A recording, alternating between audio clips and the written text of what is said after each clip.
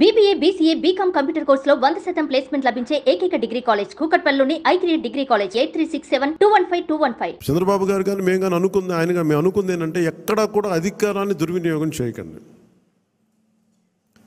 మనం గెలిచాం కదా అని చెప్పేసి అధికారుల్ని ఇబ్బంది పెట్టే పదజాలంగానే అన్నీ వాడకండి. కరెక్షన్ చేయాలంటే ఈ పదాలు వాడకుండా కూడా కరెక్ట్ చేయొచ్చు. అలాగే ఇంకొకటి కీలకమైంది ఏంటంటే మన ఇంట్లో కుటుంబ సభ్యుల్ని దయచేసి ఇలాంటి కార్యక్రమాల్లో దయచేసి మీరు ముఖ్యంగా ప్రభుత్వానికి సంబంధించిన కార్యకలాపాలు దయచేసి మీ రివ్యూ మీటింగ్స్లో వాళ్ళని ముందుకు తీసుకెళ్ళకండి. ఎందుకంటే మనం వారసత్వపు రాజకీయాలు అనేది మన వ్యతిరేకం కాదు, కానీ జనం మీద రుద్దేయకూడదు. సహజంగా ఇంట్లో ఒక్కొక్కరికి కెపాసిటీ బిల్డింగ్, లీడర్షిప్ బిల్డింగ్ కూడా సహజంగా ఎదగనివ్వండి. ఆ అట్మాస్ఫియర్ ఉండాలి అని కోరుకుంటాం, ఇవ్వాలి. కానీ బలవంతంగా ప్రజల మీద రుద్దగండి. అలాగే రౌడీజం చాలామంది మనకి ఈ సందర్భంగా మన నాయకులందరూ కూడా తెలియజేస్తాను, ముఖ్యంగా కొద్దిమందికి అది మీకు అర్థమవుతుంటుంది నేను ఎవరి గురించి మాట్లాడతాను. రౌడీజం దయచేసి మీరు నమ్మకండి. ముఖ్యంగా మన నాయకులు కొద్దిమంది చెప్తున్నాను, దయచేసి రౌడీజాన్ని నమ్మకండి. మెత్తగా ఉన్న నాయకుల మీద, ఏం మాట్లాడిన నాయకుల మీద మీరు వచ్చి మాట్లాడాలి కానీ తిట్టడాలు కానీ చేస్తే నాకు ఆ భయాలు లేవు. మీరు అది గుర్తుపెట్టుకోండి. వైసీపీ లాంటి ఒక గుండా పార్టీని ఎదుర్కొని వచ్చిన వాడిని మీరు నన్ను బెదిరించగలరా? మీరు ఆలోచించండి. కొంచెం లోతుగా మీరు అధ్యయనం చేయాలి దాన్ని. ఎందుకంటే మాట కావాల్సిన సంస్కారం కావాలి. ఇక్కడ మీరు కూర్చోబెట్టి బెదిరించేసి సామాజిక మాధ్యమంలో మన నాయకుల్ని మీరే తిడతా ఉంటే నేను మిమ్మల్ని వదులుకోవడానికి సిద్ధంగా ఉంటాను, గుర్తుపెట్టుకోండి. అది మీరు నాకు ఎంత లాయలిస్టులు వ్యక్తిగతంగా అయినప్పటికీ కూడా, మీరు నా కమిటెడ్ లాయలిస్టులు అయినప్పటికీ కూడా, ప్రజాస్వామ్యానికి విఘాతం కలిగించిన, రౌడిజం చేసిన నేను వదులుకోవడానికి సిద్ధంగా ఉంటాను. అది నేను మాట్లాడినప్పుడు ఎందుకు చాలా తీవ్రంగా ఉంటుంది, చాలా గట్టిగా మాట్లాడతాను. దయచేసి దీన్ని మీరు లోతుగా తీసుకొని, ముఖ్యంగా మహిళా నాయకురాలను ఎవరన్నా సరే సామాజిక మాధ్యమాల్లో కించపరిచిన ఒక మాట అన్నా, అజయ్ గారికి కూడా చెప్తా ఉన్నాను ఈ సందర్భంగా, చాలా ఫర్మ్ యాక్షన్ తీసుకోండి సార్. నేను ఈరోజు అందరి ముందు చెప్తున్నాను, you have all the right. చాలా ఫర్మ్గా చెప్పండి. మనందరినీ మనం సంస్కరించాలి అనుకున్నప్పుడు మనమే సంస్కారహీనంగా మాట్లాడితే ఎట్లా? అలాంటి వ్యక్తులని మీరు చాలా బలంగా మీ నిర్ణయం తీసుకోండి. మీ నిర్ణయం వెనక నేను ఉంటాను. అవకాశం ఇవ్వండి మారటానికి. తప్పదు అనుకున్నప్పుడు మీరు పార్టీలో నుంచి కూడా మీరు వెళ్ళిపోవాల్సి వస్తే వెళ్ళిపోనివ్వండి, ఇబ్బంది పడద్దు. ఎందుకంటే ఇది మనం చాలా కమిటెడ్గా ఇచ్చిన విషయం ప్రజలు. ఇది ఎప్పుడు ఓట్లు వేయని వాళ్ళు,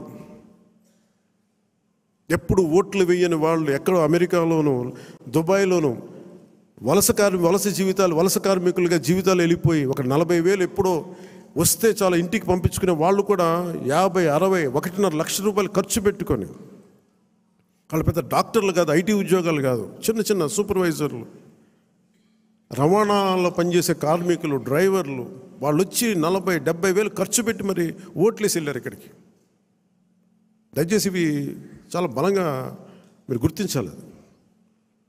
నేను లేకపోతే పార్టీ ఏమవుద్ది అని చాలామందికి ఉంటుంది. దయచేసి అలా అనుకోకండి. ఏమవుద్ది, పార్టీ నడుస్తుంది అంటే ఎలా ఉంటుందండి? ఇప్పుడు జనసేన లేకపోతే భారతదేశ రాజకీయ చరిత్ర ఆగిపోద్దా? పవన్ కళ్యాణ్ లేకపోతే భారతీయ రాజకీయ చరిత్ర ఆగిపోతే ఆంధ్రప్రదేశ్ రాజకీయాలు ఆగిపోతాయా? దీన్ని నేనేం చేస్తాను, ఒక అవకాశంగా తీసుకోవాలి ప్రజలకు సేవ చేయడానికి తప్ప, నేను లేకపోతే పాలిటిక్స్ లేవు, నేను లేకపోతే అసలు వీళ్ళు ఎలా గెలుస్తారు? కాలం చాలా చాలా గొప్పది. ఇలా విర్రవీగిన వాళ్ళకి 11 సీట్లతో పరిమితం చేసిన వాళ్ళకే అంతుంటే మరి అలా మనలో ఉండి భయపెట్టేవాళ్ళు కానీ, భయభ్రాంతులు చేసేవాళ్ళు, రౌడిజం చేసేవాళ్ళు మీరెంతో కూడా ఆలోచించాను. ఇంకా నేను చాలా తెగించి వచ్చాను. ఒక పార్టీ నేను నడుపుతున్నానంటే చాలా చాలా తెగించుంటే తప్ప ఒక పార్టీని నడపలేను. నేను కమిటెడ్గా ఉన్నానంటే నా వెనక ప్రతిరోజు చెప్తాను, సరదాగా చెప్పను నేను. 24 గంటలు బతకడానికి నేను ఉంటాను, అంతకుమించి నా దగ్గర భవిష్యత్తు కూడా పెద్ద ఆలోచించను నేను. అలా అంత బలంగా నేను ఉండబట్టే ఈ రోజున జనసేన ఆంధ్రప్రదేశ్ 5 కోట్ల మంది ప్రజలకి భూతం అవ్వడమే కాకుండా ఎన్డీఏ కూడా బలం అయిపోయింది మనం గెలిచిన అన్ని సీట్లు. అది ఇవన్నీ ఎందుకు చెప్తున్నానంటే నేను అంత తెగించి ఉన్నాను నా దేశం కోసం, నా సమాజం కోసం. దయచేసి దాన్ని అందరూ దృష్టిలో పెట్టుకోండి. ఎవరైనా సరే ఇలాగ మనలో భయపెట్టేవాళ్ళు, రౌడిజం చేసేవాళ్ళు, విర్రవీగేవాళ్ళు కూడా ఒకటే మాట ఏంటంటే, నా వెనక నాలాగా కమిటెడ్గా ఏ స్వార్థం ఆలోచించని జన సైనికులు, వీర మహిళలు అనేక మంది ఉన్నారు. వాళ్ళు మామూలు వాళ్ళు కాదు. వాళ్ళు ఏం ఆశించరు, పని చేసి మళ్ళీ కనిపించరు కూడా కనిపించరు. ఎక్కడెక్కడ విదేశాల్లో ఉంటారు. మొన్న వెళ్తే మన అంబానీ గారి మ్యారేజ్కి వెళ్తే జాతీయ జన ఆచితక్ అని వీళ్ళు ఇదే చెప్తున్నారు, మీరు భారతదేశానికి మీరు చేసింది మామూలు కాదు, మీరు సనాతన ధర్మాన్ని బలంగా నిలబెట్టారు. మీరు అంటే మీరు సినిమాల్లో ఉండి సూపర్ స్టార్డమ్ సాధించి రాజకీయాల్లో మలుపు తిప్పే రాజకీయం చేసి ఇవన్నీ తగ్గి మీరు నిలబడగలరు చూసారా. అందుకు మిమ్మల్ని ప్రేరణగా తీసుకోవాలని చెప్తా ఉంటే నేను చెప్పాను, ఇది గొప్పగా నేను మాట్లాడట్లేదు, కానీ నేను ఇంత బాధ్యత నేను నడిపిస్తున్నానని చెప్తున్నాను. అది సో ఇలాంటి నాకు దయచేసి క్రమశిక్షణ రాహిత్యంతో దయచేసి నాకు తలపోట్లు తీసుకురాకండి. ఎందుకంటే నేను నా రక్తాన్ని కూడా పక్కన పెట్టేయగలను, గుర్తుపెట్టుకోండి. నా కుటుంబాన్ని కూడా పక్కన పెట్టేస్తాను. నేను జనం కోసం అయితే నా కుటుంబాన్ని కూడా పక్కన పెట్టేస్తాను. అలాంటిది నా సొంత బిడ్డలతో సహా పక్కన పెట్టేయగలను. నేను అంత నిస్వార్థంగా, అంత గట్టిగా ఉంటాను. ప్రజాక్షేమం కోసం, ప్రజాస్వామ్య పరిరక్షణ కోసం నేను అంత బలంగా ఉంటాను. అందుకని దయచేసి అందరూ కూడా నన్నేదో తిట్టేస్తే భయపడిపోతాను, నేను లేకపోతే ఇక్కడ గెలవం, పంచాయతీ ఎన్నికలు రావచ్చు, మున్సిపల్ ఎన్నికలు రావచ్చు, నా సత్తా ఏంటో అనుకునే వాళ్ళందరికీ కూడా ఏంటంటే సంతోషం.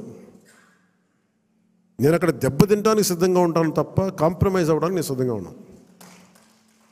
ఏం పోతుంది చెప్పండి నాకు. ఈ రోజున 21 మంది ఎమ్మెల్యేలు, 2 మంది 2 ఎంపీలు అయ్యారు.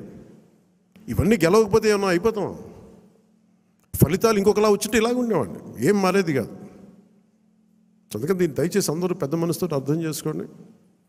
నాయకులందరికీ కూడా దయచేసి పదే పదే మీ కుటుంబంలో ఉండే మీ సహాయానికి, మీకు సహాయకారిగా ఉండటానికి నాకు అభ్యంతరం లేదు, కానీ వాళ్ళని భవిష్యత్తులో వాళ్ళే మా తరం వారసులను చెప్పడం కొంచెం ఇబ్బందిగా ఉంది బయట.